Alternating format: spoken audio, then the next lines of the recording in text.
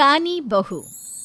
किशोरी लाल जी के बेटे राघव की शादी की बात जगह जगह चल रही थी, लेकिन किशोरी लाल जी को कोई लड़की पसंद ही नहीं आती थी। और उसकी एक ही वजह थी, किशोरी लाल जी का लालची होना। उनको लड़की वालों से मोटा दहेज चाहिए था और इसी चक्कर में एक दिन वो एक बहुत पैसे वाले के घर अपने बेटे का रिश्ता लेकर पहुंचे। उस आदमी का नाम था ओम प्रकाश। देखिए किशोरी लाल जी, मेरी एक ही बेटी है और मेरी सारी संपत्ति जायदाद सब कुछ मेरी बेटी नैना का ही है। पापा, नाम से लगता है बहुत खूबसूरत होगी। कितना अच्छा नाम है ना, नैना। ओ, वैसे बात तो सही है आपकी। अब इतना पैसा है, जमीन जायदाद है, इकलौती बेटी, आप भी क्या करेंगे? सब कुछ उसे ही देंगे ना। बिल्कुल ठीक पहचाना आपने।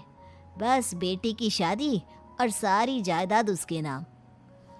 पापा, बिना देखे हाँ कर दीजिए ना। इतना अच्छा रिश्ता फिर कहाँ मिलेगा? माला माल हो जाएंगे हम। मैं अपनी बेटी को बुलाता हूँ।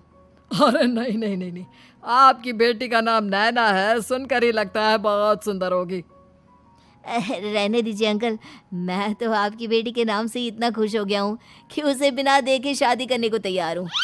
अब तो मैं उसका चेहरा सीधे शादी के बाद ही देखूंगा।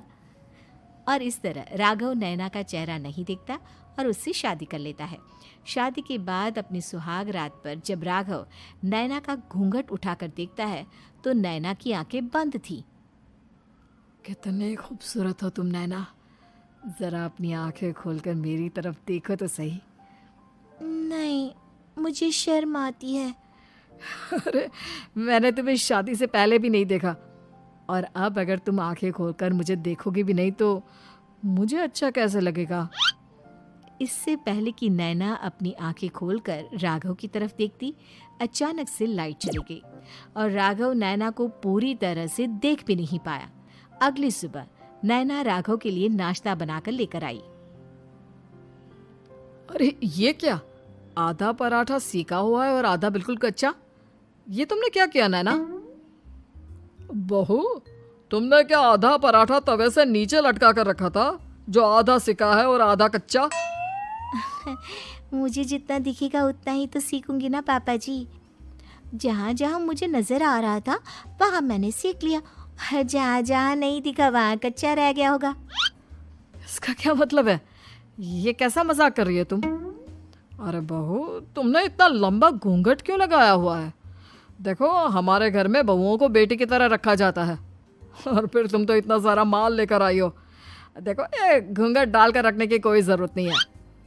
हाँ नैना, पापा जी ठीक कह रहे हैं, तुम तो आराम से रहो, अपना ही घर समझो। नैना अचानक से अपना घूंघट उठा लेती है। अरे ये क्या पापा, नैना की तो एक आंख फूटी हुई है। नाम से नैना, लेकिन ये तो कानी बहू निकली। मेरे साथ धोखा हुआ है, धोखा। बिना दिखाए अपनी कानी लड़की मेरे संग ब्याह दी। मुझे कानी बीवी नहीं चाहिए। मुझे अभी ओम प्रकाश जी से बात करनी पड़ेगी। आखिर उन्होंने मेरे साथ ऐसा किया क्यों? अरे, आप लोगों ने ही तो पापा से कहा था कि आप लोग शादी से पहले मुझे देखना नहीं चाहते। अब मेरे पापा पर क्यों इल्जाम लगा रहे हैं? अरे लेकिन उन्हें बताना तो चाहिए था ना कि तुम कानी हो, एक आंख से तुम्हें दिखाई नहीं देता। किशोरी लाल और राघव नाराज होकर ओम प्रकाश को अपने घर बुलाते हैं। पापा जी, ये आपने क्या किया? शादी से पहले बताया क्यों नहीं कि नैना की आंखों में परेशानी है? अरे, आप ही ने तो लड़की देखने से मना कर दिया था। और लेकिन आप बता तो सकते थे। आपको तो हमारी बेटी की प्रॉपर्टी चाहिए थी, वो भी पूरी की पूरी। अब क्या हुआ अगर उसे आधा दिखाई देता है? प्रॉपर्टी तो आपको पूरी मिल गई ना। अरे ये क्या बात हुई? मेरी शादी प्रॉपर्टी से नहीं, आपकी बेटी से हुई है। अब ये तो पहले सोचना चाहिए था, तब तो मेरी प्रॉपर्टी देखकर तुम्हारी जुबान लप लपा रही थी। लेकिन मैं कानी लड़की को अपनी बीवी बनाकर नहीं रख सकता। पापा, कुछ करिए ना आप। हाँ, करता हूँ। देखिए ओम प्रकाश जी, आप हमारे साथ ऐसा नहीं कर सकते। और तुम देखो, अगर तुमने मेरी बेटी से शादी तोड़ी ना, तो जो भी प्रॉपर्टी मैंने तुम्हें दी है वो तो पूरी की पूरी वापस ले ही लूँगा, और आधी प्रॉपर्टी तुम्हारी भी लूँगा। अरे मेरी आधी प्रॉपर्टी भला क्यों लेंगे आप? इसलिए क्योंकि मेरी बेटी को आधा नजर आता है और उसकी नज़र अभी तक तुम्हारी आधी जायदाद पर ही पड़ी है।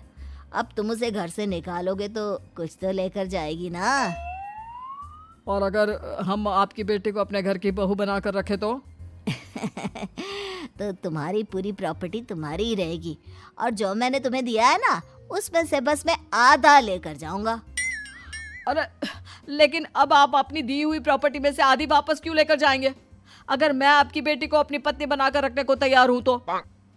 इसलिए ताकि भविष्य में अगर तुम मेरी बेटी को धोखा दो तो उसके पास कुछ तो रहे जो पति का हो। वैसे मेरे पास तो बहुत कुछ है, लेकिन अपने पति की कोई निशानी तो उसके पास होनी चाहिए ना। अब अगर तुमने मेरी बेटी को कहानी कहा तो तुम्हें प्रॉपर्टी भी कहानी ही मिलेगी, पूरी नहीं। जमाए राजा। किशोरी लाल और राघव समझ चुके थे कि वो बुरी तरह फंस चुके हैं और अब उनके पास वहां से निकलने का कोई चारा नहीं है। अब समझ में आया ना, लालच बुरी बला होती है। एक तो तुम्हें प्रॉपर्टी मिली, ऊपर से बीवी मिली, उसमें तुम्हें नखरे भी दिखाने हैं। आए बड़े, चुपचाप बैठो दोनों। कुछ दिनों के बाद नैना राघव की कार लेकर बाजार घूमने निकलती है और जब कार लेकर वापस आती है, ये क्या? एक तरफ से मेरी गाड़ी पूरी खराब हो चुकी है। लगता है तुमने मेरी गाड़ी को किसी दूसरी गाड़ी के साथ एक्सीडेंट किया है। अरे अरे कितना बड़ा नुकसान कर दिया तुमने बहू। वो क्या है ना पापा जी, मुझे एक आंख से दिखाई नहीं दे रहा था, सामने से गाड़ी आ रही थी। मुझे तो सिर्फ आधा ही दिखाई दिया और वो गाड़ी मेरी कार से रगड़ते हुए निकल गई। अब मैं क्या करूं बताओ? आप इसे ठीक कराने के पैसे कौन देगा? तुम्हारे पापा। तुमने मुझसे इस तरह से बात की? अभी रुको। नैना राघव की शिकायत ओम प्रकाश को कर देती है। देखो राघव, अब जो मेरी आधी प्रॉपर्टी तुम्हारे पास थी ना, उसमें से आधी और मैं लेकर जाऊंगा, क्योंकि तुमने मेरी बेटी को डांटा। अरे नहीं नहीं पापा जी, गलती हो गई, माफ कर दो। गलती की तो कोई गुंजाइश ही नहीं। अगली बार मेरी बेटी को डांटा तो बची हुई आधी में से आधी और ले जाऊंगा। लालच के चक्कर में हम दोनों ने बहुत बड़ी गलती कर दी बेटा। एक तो तुम्हें कानी बहू मिली और ऊपर से जो माल मिला वो भी काना। इस तरह राघव की हर एक गलती पर ओम प्रकाश उसकी प्रॉपर्टी का आधा आधा हिस्सा लेकर अपना सारा माल वापस ले गया और राघव को कानी बीवी से काम चलाना पड़ा। भाई लालच वाकई में बुरी बला है।